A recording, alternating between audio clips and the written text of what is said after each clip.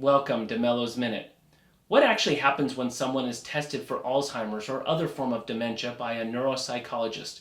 Well, we asked Dr. Robert Duff, who's a clinical neuropsychologist at Insight Neuropsychology, to give us a bit of an outline.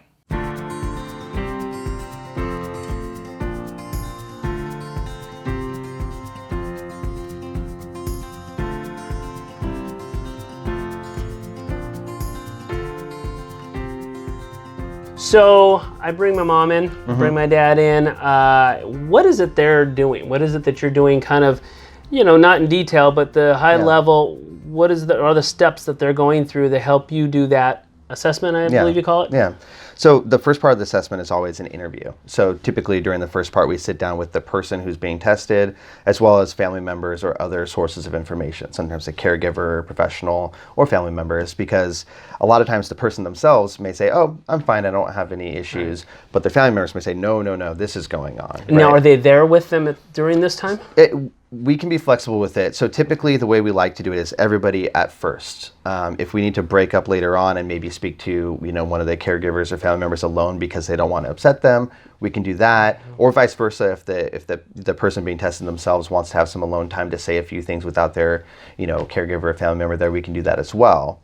And that's just for the first part. Usually that's about an hour or so to go through what's been happening, some of their history, background, things like that. And then from there we get into the testing. And so with that, everybody else leaves, and it's just the person who's being assessed and whoever's testing them.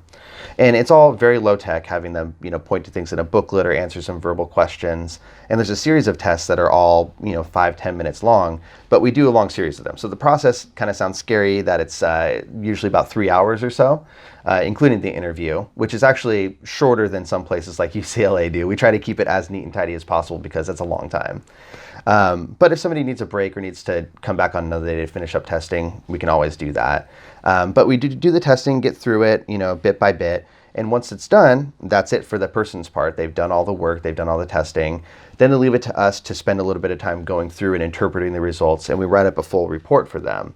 And then we meet with them for an hour, give them the report, same one their doctors get, but explain it to them, talk about how they scored on the test, what we noticed, what we think any potential diagnoses might be, and then some recommendations. Here's some things you could do at home to help out. Here are some memory strategies. Here are some books or further resources you could look at. If therapy is something that would be good, we talk about that.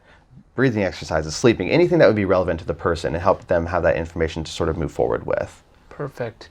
Insight Neuropsychology. If you want to get in touch with them, get in touch with us. We'll connect you.